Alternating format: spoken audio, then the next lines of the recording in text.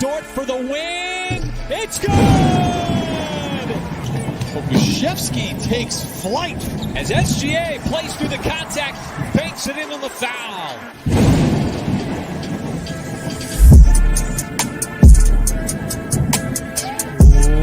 What is up, and welcome to the Uncontested Podcast, where apparently I don't know the difference between the post-game button and the weekly show button, but who cares? We are brought to you by the Blue Wire Podcast Network. And a bit of a change, we are also presented to you by dailythunder.com. We're teaming up with Daily Thunder for a few things coming up over the summer. We're super excited about it. Another podcast note that I should make. We are now live on Twitter Spaces once again every Monday and Friday. We had asked you guys to sign up for the call-in app and join us over there. I believe in transparency, and I told you guys we were doing call-in for a chance to make some money.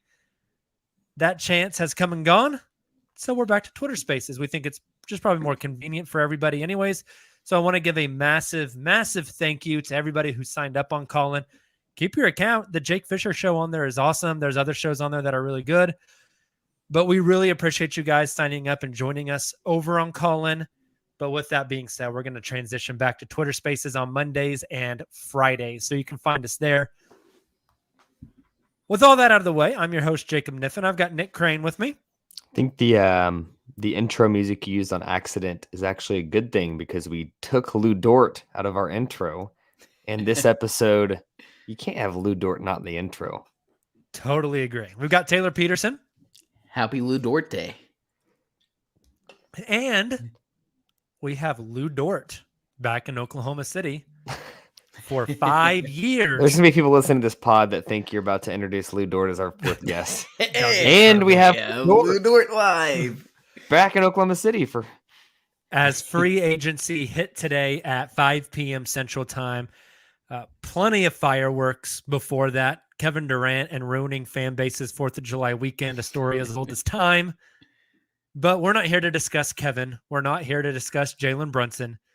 We are here to talk about Luguentz Dort and his new 5-year, is it $87.5 million deal? Sure is.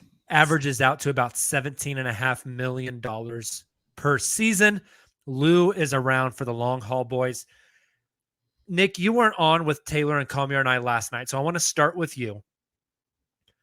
You were at Sam Presti and the rookies' introductory press conference last Saturday in Oklahoma City, where Joe Masato of the Oklahomans specifically asked Presti about the Lou Dort contract situation, and Presti said that they planned on exercising that option, having Lou on the team, and then letting him hit free agency next summer, where he would become an unrestricted free agent and they could negotiate a deal at that time. 4 days later, something changed. Presti specifically said, if something changes, you'll know. Something clearly changed. They declined the option, elected to make Lou Dort a restricted free agent. He hit the open market at 5 p.m. Central Time, and within 10 minutes, the new deal was signed. So, Nick, using the context clues we have, trying to read between the lines, what changed in those 4 days? I think it's impossible to say like what fundamentally changed the mindset and the plan.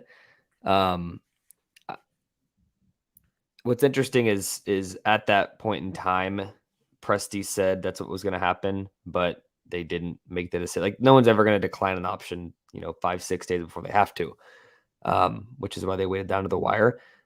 This is me speculating because none of us have any clue what actually happened. but I just keep thinking like Jalen Brunson is Lou Dort a year ago.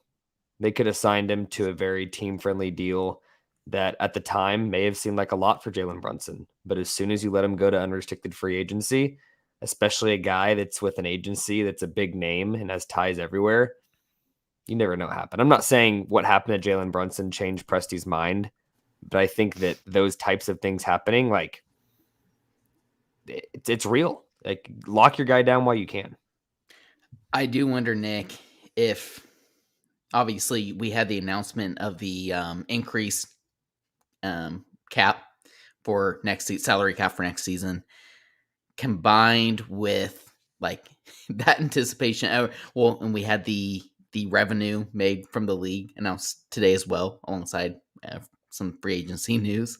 Shams just had all the drafts ready to go, ready to fire. But I do wonder, like, with the upcoming CBA being renegotiated, I guess you could say, combined with the new TV deal that'll be coming up, I don't think people will be viewing this new Lou Dort deal as like a big contract necessarily. I think it's pretty on par with a lot of these new sorry, got dogs barking in the background. I'm a little distracted. I don't know. I do think something happened in between the time that Presti had his rookie interview or his rookie presser, as well as, you know, the Wasserman connection. I kind of mentioned this with Jacob when we were on the Twitter Spaces. I think there's something there as well. Like, obviously, we know that, you know, the okay, sorry, you guys are gonna have to take over. Nick, I think kind of what Taylor was trying to get at there is $17.5 million for Lou. I think comes out to close to 14 or 15% of the salary cap currently. Yep. But with the announcement of the cap jumping 11 million up to, and I have the number right here, hold on, 123.6 million next year. The following year, the new CBA kicks in. That cap is projected to spike again.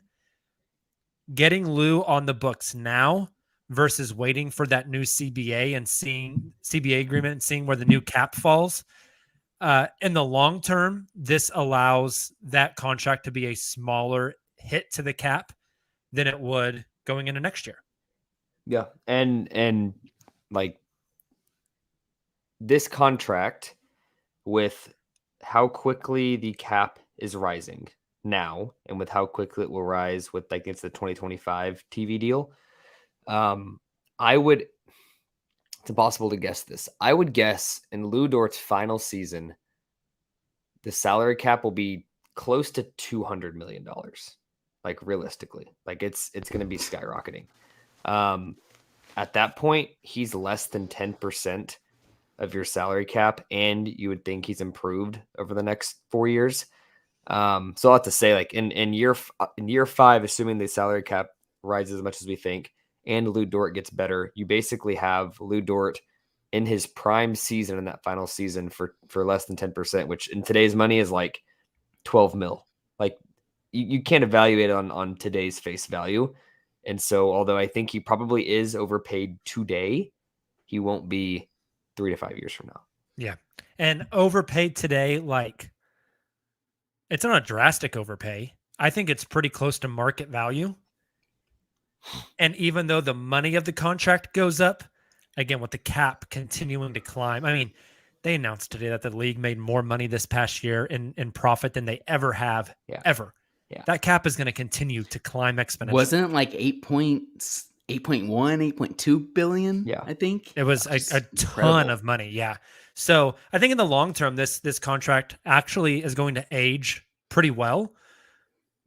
It also, to me, guys, kind of signals, you know, we debated like, oh, if at the draft, if they're going to trade somebody, they're going to trade Lou because you're not trading Shea or Josh, and Lou is the next most valuable thing on this team. When you look at the players on this team, Shea is under contract for the next 5 years. Lou is under contract the next 5 years. Josh has 3 plus a rookie extension, so we're probably looking at 8. Chet has 4 plus a rookie extension, that's 9. Trey Mann has 3 plus a rookie extension, that's 8.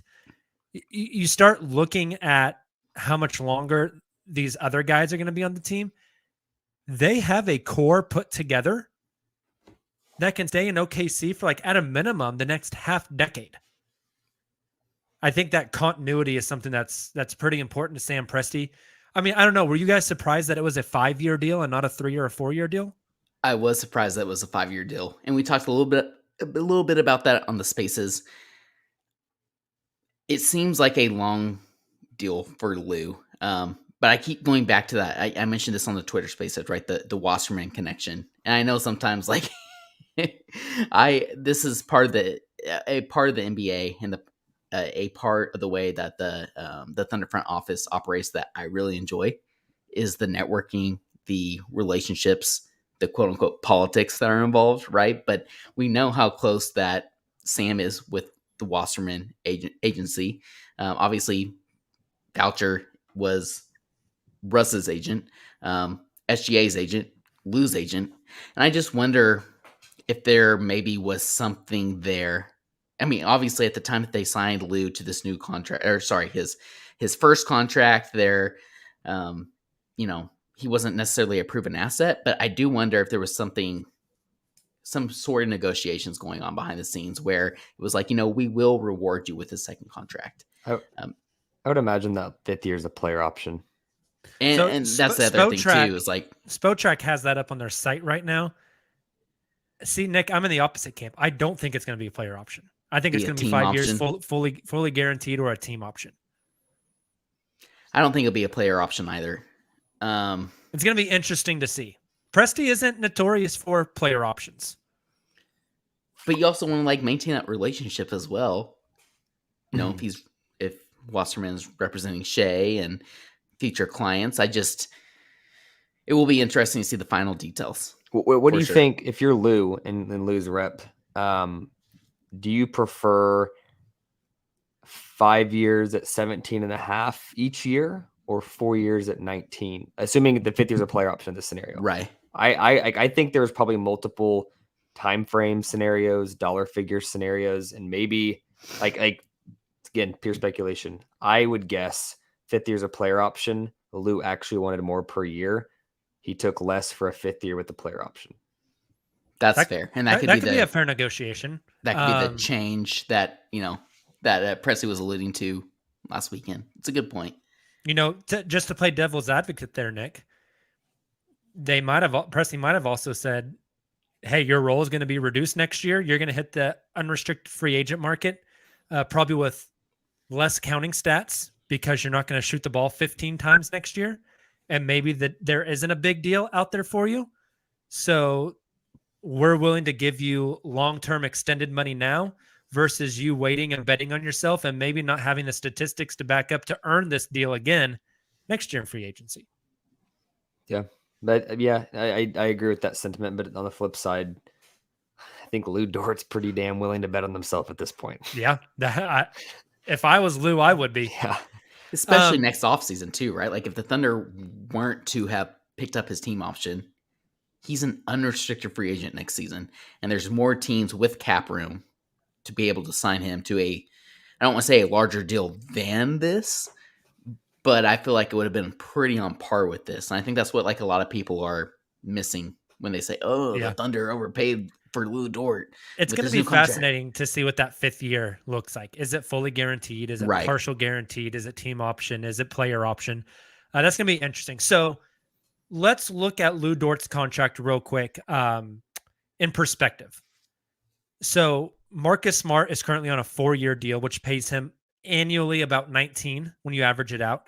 Lou is at 17.5, so he's making less than Marcus Smart. Jason Tate today signed 3 years, like $22 million. So a little not even in the same category, in my opinion. But Nick, Jason Tate is just as good as Lou Dort, is what the Rockets fans tell me. Oh goodness gracious! I remember those days. Jason Tate's also 5 years older than Lou Dort. Yeah, they were all saying Thunder fans love Lou Dort. We got Jayshawn Tate. Okay. Enjoy. Jalen Brunson signed. Did he sign 5 years, 106 million today? Correct. 406. 104. 406. That's correct. Oh. 406.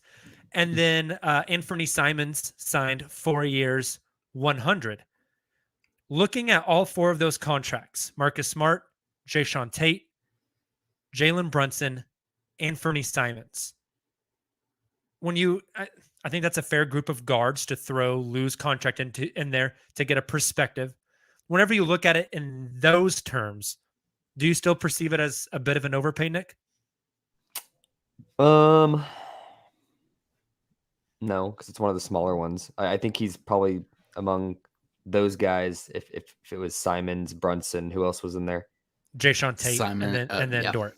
Yep. So I think Dort's like very clearly the third best player in that group. Like I think Simons and Brunson are both better, and it's not close right now. Although both those guys are offensive guys, and Dort's a defensive guy. Offense gets paid just like in, I was about to say offense does get paid, just like in football. Although defensive players do get paid. Like Simons is the anti-Dort. Simons will give you 25 a game. He doesn't guard anybody. He's getting a bigger deal than Dort, who defends and also put up decent numbers as a scorer last season. So, like among those guys, I think it's fair. It was the third largest contract. He's the third best player in that group, in my opinion. I think I agree with that. Whenever you look at it with context, I think it's a pretty fair market deal. So I think that's fascinating. A little bit more on Lou Dort. He's coming back to this team next season after, I got his stats right here. After this past season, he scored 17 points a game, shooting 14.2 field goal attempts a game, including 7.7 threes a game.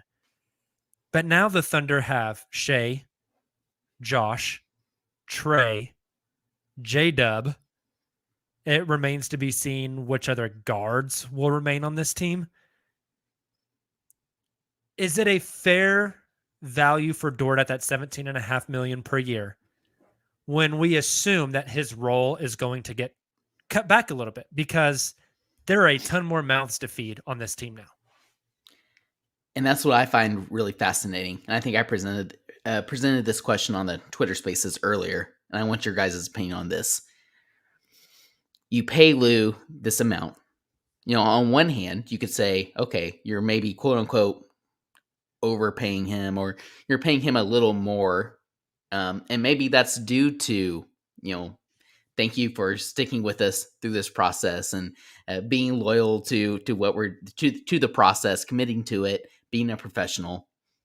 You know, maybe not getting as many minutes towards the latter half of the season as you would like.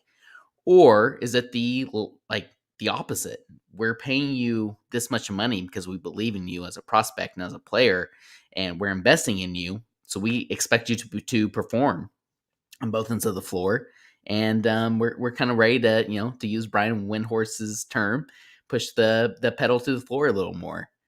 I'm curious your guys' thoughts on if you think this new contract for Lou is a indication of maybe the next step of the quote unquote rebuild that the Thunder are going through. What do you mean like? So like if you're investing in Lou on this dollar amount, are you really going to maybe not play him quite as much in the latter half of the season? Or are you like starting to really commit to this team and this core and really starting to push yourselves towards contention again?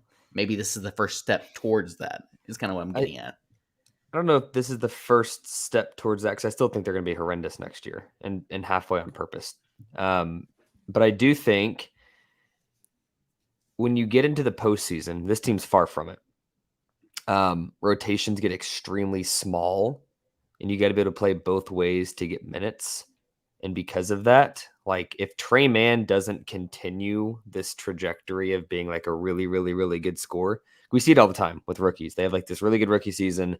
Sophomore slump. A little bit biased because we've watched them every game. Like they don't get much better sophomore year, junior year. Like if Trey Mann does not continue his growth and is only an offensive player that gives you 10, 12 a game, like Lou's going to play over him in the playoffs without a question.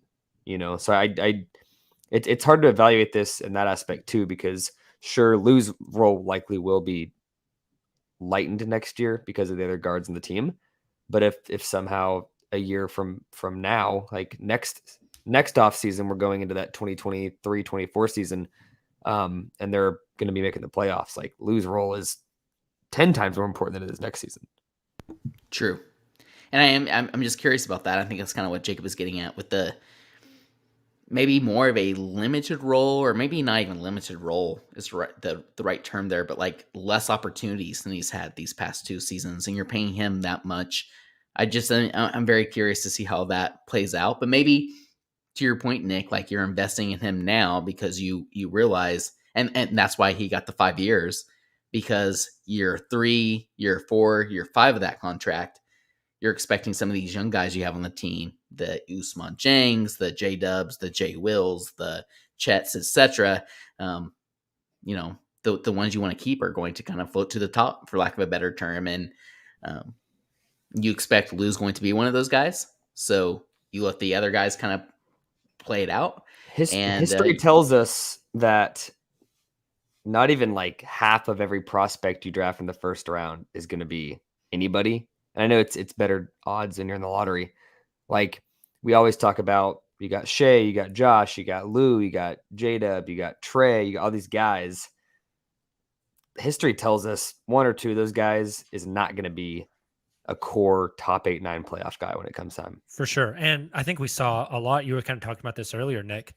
This playoffs, if you have a weak link defensively, you are screwed, because NBA teams understand now more than ever, you attack the weakest point of the chain and you break it. Yep. That's, I think, part of the reason why the Celtics were so good. They didn't have that weak link. I think Dort's value actually increases whenever the playoffs get here. 100%. True. 100%. And kind of to that point, Jacob, something you mentioned on Twitter Spaces earlier as well is like, especially, and this is kind of what I was getting at when my dogs were going crazy earlier. But with the new CBA being negotiated, and then you have obviously the new TV deal coming up, in I guess that's this offseason as well, or sorry, next offseason. Like, assuming, and especially after we got those results of, what was it, the BRI, basketball related income, is that right? Is that the right abbreviation? For this past season, it was like 8.1 billion or whatever it was. Like, obviously we can expect that salary cap to go up. If that continues to happen in the coming years, then that Lou Dort contract looks better and better and better, assuming that he continues to improve, or at least stay where he's at, and doesn't have any injury concerns. And so, like, taking all that into consideration, a point that Jacob made earlier on our Spaces, Nick, was that that's still a pretty tradable contract. Like, it's not like you're just locked in with Lou on this gigantic contract for 5 years, Well, speaking of, this contract lasts for 5 more years. Do you guys think Lou finishes that contract in Oklahoma City? Eesh. I do not. and to be clear, I don't think like he's being traded tomorrow. I don't think he's being traded next offseason. Maybe year 3, year 4 of that deal? Correct. I'm the opposite. Really? I think if he gets traded, it's earlier, because the later that, and unless it's a deal that escalates in value, and like year 5 is 20 mil, even then, with how much the salary cap goes up, inflation there is going to be a higher degree. I think year 4 and 5 is when he's the best bang for your buck. If he's still around, then you're probably contending, you keep him. If first 3 years you're not making the playoffs, we just talked about, he's probably less valuable if you're not a playoff team. His value is higher to playoff teams. Like, I think if he gets traded, it's the front half of the contract. Interesting. It's gonna be fascinating to see if he finishes out that contract in Oklahoma City. I think right now a lot of Thunder fans would say, "Yeah, please." But you got to remember, like, the Thunder have their own pick in 2023. They have like 3 firsts in 2024. They have multiple firsts in 2025. They're gonna keep stacking young, high-end talent on this team. And at some point, something's got to give. So it's going to be kind of interesting. It's crazy. Taylor's kid's going to be like first grade when Lou finishes that contract. That's I don't weird. Like to think about that. That's really weird. That means we're going to be like 40. Speak for yourself. I mean, Yeah. Jacob's going to be like 40. Nick and I will still be 30. All right, guys, before we get off, this is just an emergency, quick, fun pod for the Lou Dort, not extension, the Lou Dort new contract. So we've talked a lot about how Dort's role is going to change as we move forward. So before we log off tonight, I want to play a quick game of over-under where I'm going to give you a stat, and I want you to tell me, will Lou Dort be over or under on that stat with this team next year? Okay?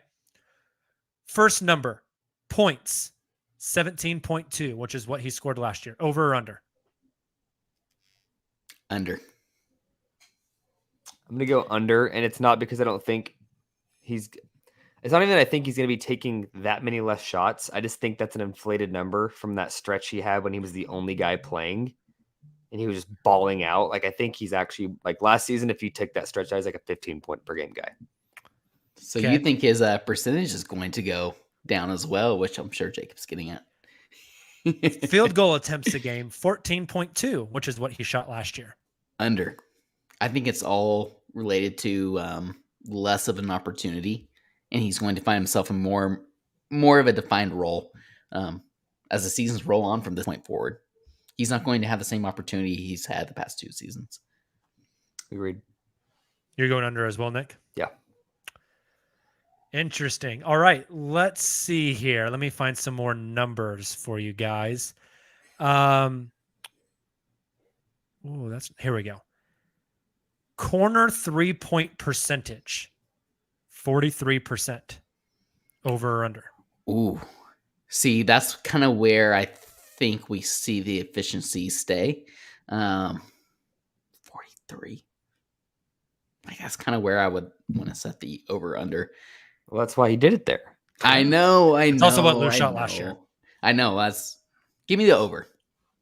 If I think he's going to take less attempts, I think he'll be more efficient in certain spots. And give me the over for the corner 3. I'm going to take the over as well. That's a shot that his type of player is going to hit. All right. So last season, of all of the shots Lou Dort took, every single one of them, 54% of those shots came from the 3-point line. So percentage of Lou Dort's total field goal attempts next year, the number is 54% of those shots being from 3. Are going over or under? You want me to go first? Yes. Over. Again, like, I think he's going to find, if we truly think he's going to find himself in a more defined role, like, that's going to be his thing. The 3 and D. Now, don't get me wrong; he'll still be able to create some off the dribble. But yeah, like, again, I have to stick with this. I think it's going to be over. He's going to continue to take more shots from the 3-point line. I'm gonna go under. I think if he's gonna be like usage, from a usage standpoint, and then also, I think the team has shooters now. He's not gonna be forced to try to be a shooter. Like, he's gonna take. It's not like he's gonna stop taking threes, but I don't think it's gonna be part of the game plan for him to shoot that many. Nor should it be at the percentage he shot. Like, he's guys that shot at least 7 threes a game last year, I'd guarantee he's in the bottom 25% in terms of efficiency. Yeah, that was percentage of his shots, though, right? Yes, and I'm saying as such, he should not be shooting that high of a percentage of 3-point shots. Okay. He should be taking other shots. Okay, I disagree. So let's look at this then. So you want a guy that's not efficient to be jacking more threes? I think he's going to be taking more threes from the corner. To the previous point, as well as for what it's worth, Taylor, of all the threes Lou took last year, only 14% of them came from the corner. That means that 86% of them came above the break. Elsewhere, yeah. I think we see that number. If I had to guess, I think that number goes up significantly. I think we see more corner threes from Lou. Nick, to your point, on non-layup attempts, so shots outside of 3 feet, 27% of all of Lou Dort's field goal attempts last year came either came inside the 3-point line and outside 3 feet from the basket. So we're going to consider that mid-range, somewhere between 3 feet and the 3-point line. 27%. Is that number going up or down next year? Oh, that's another really good number. I'm gonna go up. If he's not shooting as many threes based on my theory, he's gonna be shooting more layups, but also more mid-range. So that percentage has to fluctuate. Interesting. Okay. See, if I'm continue with what I've been my previous answers, I have to go with down, right? Because I think he'll be taking more shots from the 3-point line. More shots from the 3 and more shots at the rim. Interesting. Last one. We kind of just been focusing on the offense because it's hard to quantify defense.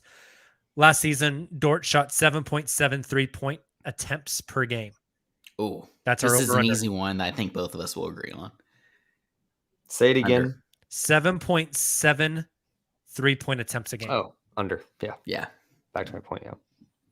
He should not be, unless he is like coming out the gate and he's 40% from 3, 38. like it of the past 2 years? It's You not- remember the past 2 years? He's Oh, come I out and do. been on fire. It's not sustainable, as we've seen. Chet won't allow it. New OKC offensive captain. Interesting. Okay, I think I maybe said last one on that one, but that was a lie. This is the last one. Because I think this one's interesting, talking about role and more players, more mouths to feed. 32.6 minutes per game. Over or under. That's what he played last year, 32.6. That's high. That's high. I just think based off of like a lot of what we talked about, these young bodies you're bringing in, there's so many quote unquote mouths to feed. Well, I don't think it's like as big of an it's not an issue like some people think it is. Regardless, that's going to cut into lose minutes some, and I think a lot of those. Like I think that stat, for example, is probably inflated a little bit to Nick's point that he made earlier because of Shea wasn't playing, Giddey was hurt. So all that to say, I think it's a pretty easy under, but I still think he'll be up there. I'm gonna go over. You never sort of spoon feed a guy minutes or shots or whatever because he's got a bag now. You can't be like, well, we're paying Lou 17 and a half. We got to play him the minutes. I don't think that ever happens, but I do think that the young guys coming in, like there's mouths to feed. But like Usman, they're not giving that dude minutes till he earns them. Right. Totally You agree. know, like I think Same for J-Dub. there's Honestly, there's mouths to feed, but those guys are gonna have to take the minutes from Lou. They're not just gonna take minutes from Lou. Agreed. That's a good point. This is bringing up a lot of fun over-unders that I have about the rookies as well that we won't get into on this podcast, but the wheels are turning for sure. All right, I think that's all, guys. I think we're gonna end there. We didn't even get to talk about Kevin Durant. Well, okay, let's get out of the pod with this. Who is Kevin Durant playing for next season? Give us your prediction. Brooklyn. Wow. Okay. I kind of wanted to go with that one, but look, superstar players get what they want. It's a players league apparently, so let's go ahead and go with the Phoenix Suns. I'm already on record for Phoenix. I tweeted my thoughts earlier today. So awesome. Well, hey, shout out to Lou Dort around in OKC for another 5 years. They got their guy, ladies and gentlemen. And he got that bag. We got him. Someone tweeted at us, said, the bag, the latest thing Lou Dort locked down. I thought it was just a perfect tweet. Perfect tweet. Thank you guys for hopping in. Hey, as we log off here, I do want to say the month of June in 2020 was literally the best month The Uncontested has ever had as a podcast. And it's all thanks to you guys who download this show, who listen to us, who interact with us. I think I speak for all of us when I say we are very humbled and deeply appreciative of you guys listening to us just talking to these microphones about basketball. But we're not going anywhere. We got Utah Summer League. We've got Vegas Summer League. We'll be boots on the ground out in Vegas in about a week. We'll be bringing you guys all kinds of content. So thank you so much. Check out dailythunder.com. Lots of cool stuff over there. You can find our podcast over there now as well. we'll be back with you guys tomorrow night, Friday night on Twitter Spaces, and then Sunday with another pod. So until then, and as always, Thunder up.